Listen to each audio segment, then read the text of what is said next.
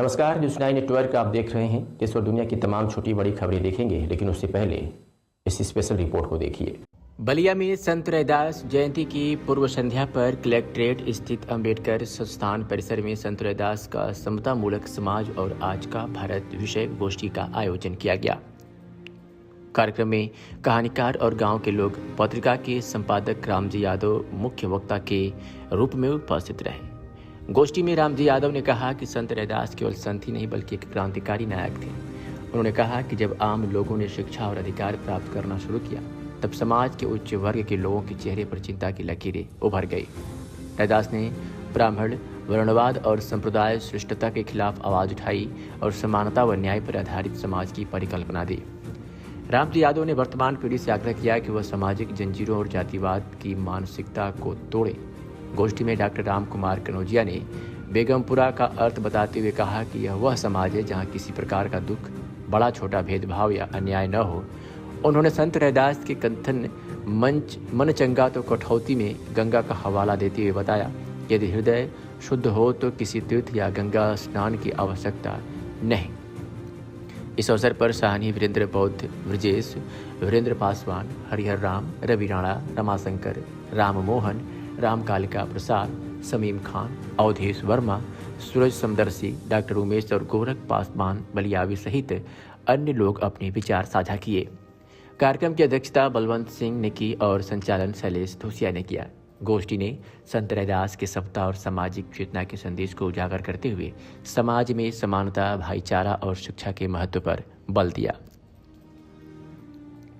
मेरा नाम डॉक्टर राम कुमार है और हम Shri Murli Manohar town PG college के इतिहास विभाग में असिस्टेंट प्रोफेसर के पद पर वर्तमान में कार्यरत हैं। सर, जनपद बलिया में ये पहली बार संत गुरु रैदास जी के जन्म उत्सव के पूर्व संध्या पर ये जनपद में लगभग ये पहला कार्यक्रम आयोजित हुआ है। इस कार्यक्रम के बारे में आप क्या कहना चाहेंगे? ये सम्यक जन चेतना जो फाउंडेशन के द्वारा ये जो आज पूर्व संध्या पर रैदास की जयंती मनाई जा रही है, ये बहुत ही सुंदर और आने वाले समय में भी इसका बहुत ही अच्छा परिणाम दिखेगा। मुझे लगता है कि अच्छी पहल है और मैंने इसमें महसूस किया लगभग 200 लोग इस कार्यक्रम में सम्मिलित हुए और सभी जाति समुदाय के लोग सम्मिलित हुए। ऐसा मैं पहली बार भी देख रहा हूँ। इसमें चाहे हिंदू है, मुस्लिम है, जो भी है, बड़ी संख्या में सभी जाति वर्ग का प्रतिभाग रहा। सर, संत गुरु रैदास जी को किस नजरिया से आप देखते हैं? संत रविदास गुरु जी को हम एकदम समतामूलक समाज के नज़रिए से देखते हैं। जैसे उनका एक बहुत प्रसिद्ध दोहा है बेगमपुरा को लेकर के, वो एक ऐसा राज्य बनाना चाहते थे, ऐसा समाज बनाना चाहते थे बेगमपुरा के संदर्भ से। वो कहते हैं, ऐसा चाहूँ राज्य में जहाँ मिले सबन को अन्न, छोट बड़ो सब सम बसे, रैदास रहे प्रसन्न। अर्थात वो इस समाज का निर्माण करना चाहते थे जहाँ ना कोई गरीब रहे, ना कोई अमीर रहे, ना कोई छोटा रहे, ना कोई बड़ा रहे। ऐसा समाज जहाँ किसी प्रकार का गम ही न रहे, वो इस तरीके के समाज का निर्माण करना चाहते थे। तो सर, आज जो संत गुरु रैदास की जो समतामूलक समाज की जो बात हो रही है, तो इस समय एक गंभीर मुद्दा चल रहा है यूजीसी को लेकर। सर, इस पर आपका क्या ख्याल है? अब यूजीसी को लेकर के अगर बात करें तो हालांकि ये टॉपिक से हट के है, लेकिन फिर भी अगर समतामूलक समाज हम संत रैदास को देखते हैं तो वो बात, जैसे यहाँ पर समरसता शब्द यूज किया जा रहा है, तो मुझे लगता है कि उससे बेहतर कहीं न कहीं समतामूलक जब हमारे पास पहले से शब्द मौजूद था तो वैसे शब्दों को, तो ये शब्दों में ही दिख रहा है कि किस प्रकार का भेद, एक तरीके से अंतर्द्वंद पैदा करने के द्वारा इस तरीके की चीज़ें लाई जा रही हैं। और जो बात किया जा रहा है कि उसमें किसी के सामान्य की हित की बात नहीं है। टोटल ये बताया गया कि कमेटी में 10 लोग होंगे, जिसमें से केवल 3 की ही कास्ट की या समुदाय की बात हुई है। एक है एससी, एक एसटी, एक ओबीसी। बाकी दिव्यांग महिला जो 2 हैं, वहाँ पर दिव्यांग किसी भी समुदाय का हो सकता है, वो जनरल का भी हो सकता है, वो ओबीसी का भी हो हो सकता है, वो एससी का भी हो सकता है। महिला जो देश की आधी आबादी या समाज की जिसको आधी आबादी कहा जाता है, महिला की भी वहाँ किसी भी प्रकार से जाति नहीं बताई गई है, समुदाय नहीं बताया गया है। वो सामान्य का भी हो सकता है, वो किसी भी वर्ग की वो महिला हो सकती है। लेकिन जो आज का जो अभी विरोध उठ रहा है वो इस नज़रिए से कि ये सीधे सीधे सामान्य वर्ग के खिलाफ है, जबकि ऐसा मुझे उसमें विशेष कुछ नहीं दिखता। मेरा नाम राम जी यादव है और मैं एक कहानीकार के साथ साथ एक वेबसाइट और पत्रिका है गांव के लोग, जिसका मैं संपादक हूँ। एक यूट्यूब है राम जी यादव आर्काइव, जिसमें मैंने लोक कलाओं पर बहुत सारा काम किया है। उसको आप देखिए, उसमें अपलोड किया गया है, कम से कम 1000 वीडियो होंगे।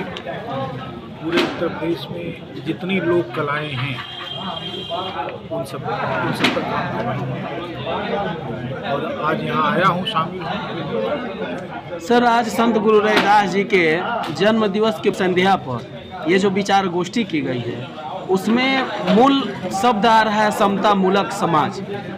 तो इस समता मूलक समाज के बारे में आपका क्या ख्याल है?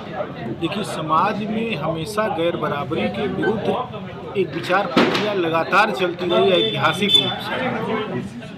जब दो समाज आपस में हथियार लेकर लड़ते हैं तो भी समता मूलक की बात होती है, और ख़ास तौर से अधिकार करने वाला अपने समाजों को जिसका प्रतिनिधित्व करता है उसके बारे में वो एक समीकरण बनाता है। लेकिन असल में समता मूलक समाज जो है वो आदिम समाजवाद के एक अवधारणा से पैदा हुआ शब्द है, जिसमें परिश्रम करने वालों को इतना हक मिले कि वे बराबरी के स्तर पर जी सकें। परिश्रम करने वाले लोगों को हिकारत के नज़रिए से न देखा जाए, उनके श्रम को लूट न ले कोई।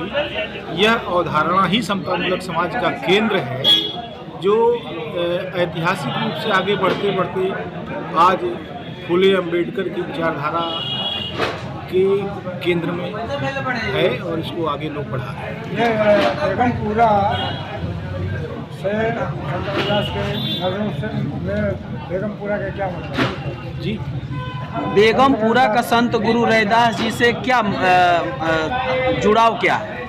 देखिए, बेगमपुरा उनकी अवधारणाओं की जगह है।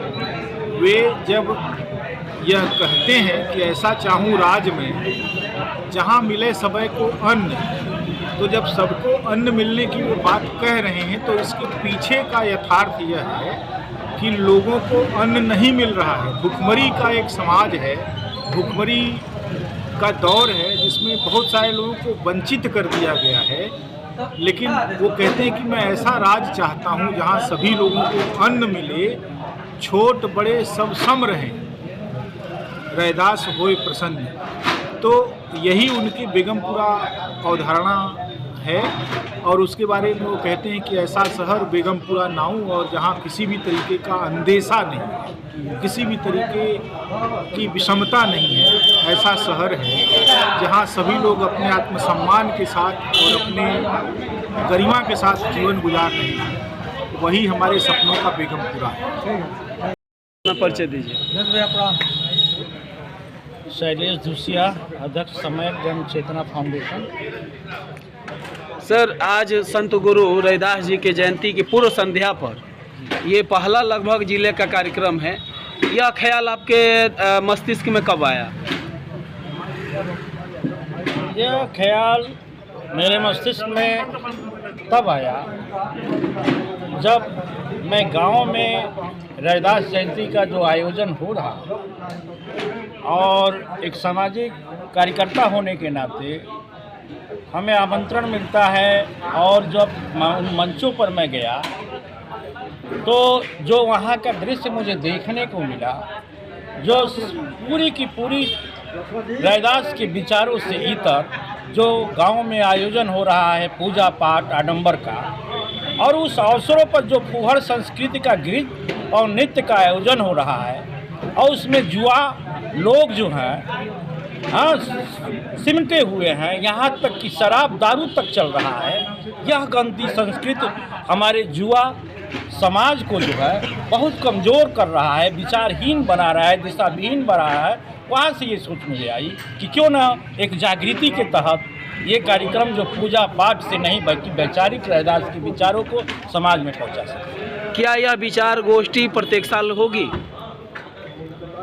ये या तो अभी बात हुई गोष्ठी में जो उपस्थित लोग थे होना चाहिए कि नहीं होना चाहिए, तो सबने कहा कि होना चाहिए, लेकिन गोष्ठी के आयोजन में ढेर सारी चीज़ों की आवश्यकता होती है। अगर हमारे जो साथी हैं हमेशा जो है इसके लिए सहयोग करेंगे तो निश्चित आगे भी होती रहेगी।